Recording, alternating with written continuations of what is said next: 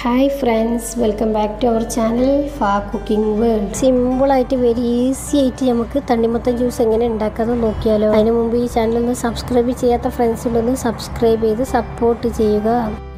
ഇതിന് വേണ്ടത് ആദ്യം ഒരു മിക്സി ജാറിൽ കുറച്ച് പാലൊഴിക്കാം. ഫ്രിഡ്ജിൽ വെച്ച് നല്ല തണുത്ത പാലുണ്ടെങ്കിൽ അത് നന്നായിരിക്കും. നല്ല കട്ടിയുള്ള പാലുണ്ടെങ്കിൽ നല്ല ടേസ്റ്റ് ആയിരിക്കും. ഈ പാലിലോട്ട് ഇനി നമുക്ക് തണ്ണിമത്തനെ ചെറിയ പീസാക്കിയിട്ട് ഇട്ട് കൊടുക്കാം.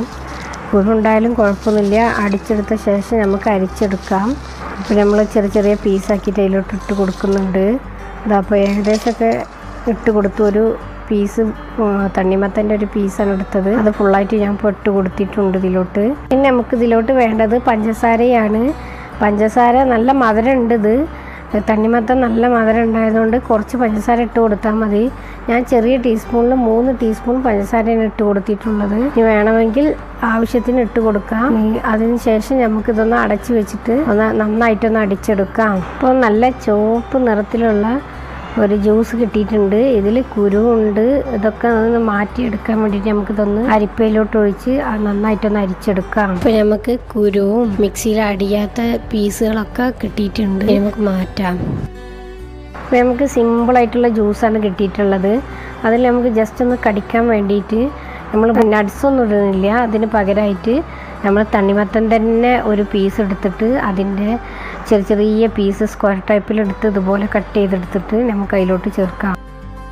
അപ്പോൾ നമ്മൾ തണ്ണിമത്തൻ ചെറിയ ചെറിയ പീസാക്കിയിട്ട് കട്ട് ചെയ്തുകൊണ്ടിരിക്കുകയാണ്.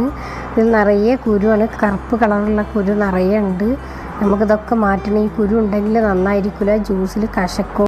കുടിക്കുന്ന സമയത്ത് പെട്ടെന്ന് കുരു കടിച്ചാൽ കശന്ന് പോകും. അത് നന്നായിട്ടില്ല. കുരുവൊക്കെ ഒന്ന് മാറ്റിക്കളയണം.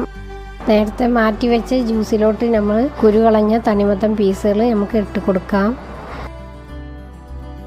നമ്മുടെ കളർഫുള്ളായിട്ടുള്ള തണ്ണിമത്തൻ ജ്യൂസ് റെഡി ആയിട്ടുണ്ട്. എല്ലാവരും ട്രൈ ചെയ്യുക. ഇത് കുറച്ച് നേരം വേണമെങ്കിൽ ഫ്രിഡ്ജിൽ വെക്കുകയോ അല്ലെങ്കിൽ ഇതിൽ ഐസ് ക്യൂബ് ഇട്ട് കൊടുക്കുകയോ ചെയ്യാം. ഈ ചൂട് കാലത്ത് തണ്ണിമത്തൻ ജ്യൂസ് എല്ലാവരും ട്രൈ ചെയ്യണം. തണ്ണിമത്തനിൽ വാട്ടർ കണ്ടൻറ്റ് കൂടുതലായതുകൊണ്ട് ശരീരത്തിന് നല്ലതാണ്. എല്ലാവരും ട്രൈ ചെയ്യുക. വീഡിയോ ഇഷ്ടമായാൽ ഒന്ന് സബ്സ്ക്രൈബ് ചെയ്ത് സപ്പോർട്ട് ചെയ്യുക. Thank you.